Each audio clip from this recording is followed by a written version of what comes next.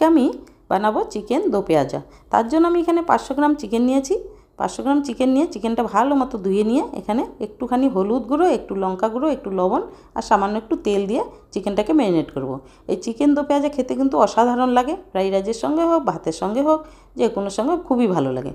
তো এখানে আমি চিকেনটা দো পেঁয়াজা তোমরা তো সবাই জানো বানাতে, আমি কি করে বানাচ্ছি সেটাই বলছি আর কি।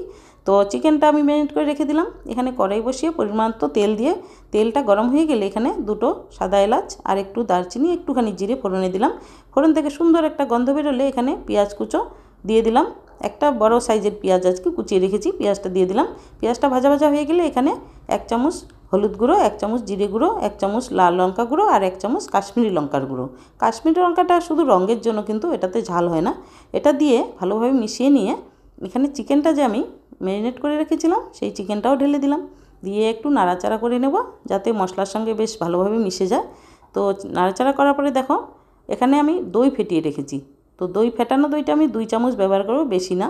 তো 2 চামচ দই দিয়ে দিলাম। আর দই দেওয়ার সঙ্গে কিন্তু গ্যাসটাকে একটু লো করে রাখতে হবে যাতে দইটা কেটে না যায়। তারপরে চিকেন থেকে যে দই থেকে যে জলটা বেরোবে, চিকেন থেকে দই থেকে যে জলটা বেরোবে, এতেই কিন্তু 80% সেদ্ধ হয়ে যাবে।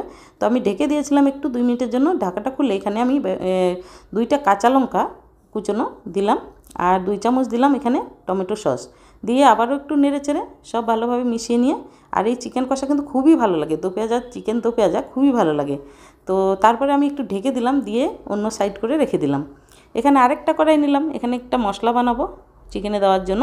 তো এখানে সামান্য তেল দিয়ে আমি এখানে একটুখানি মৌরি ফোড়ন দিয়ে পেঁয়াজ, একটা আমি মিডিয়াম সাইজের পেঁয়াজ, ওইটাকে এরকমভাবে খোলাগুলো খুলে নিয়েছি, 4 ফালা করে করে খোলাগুলো খুলে নিতে হয়।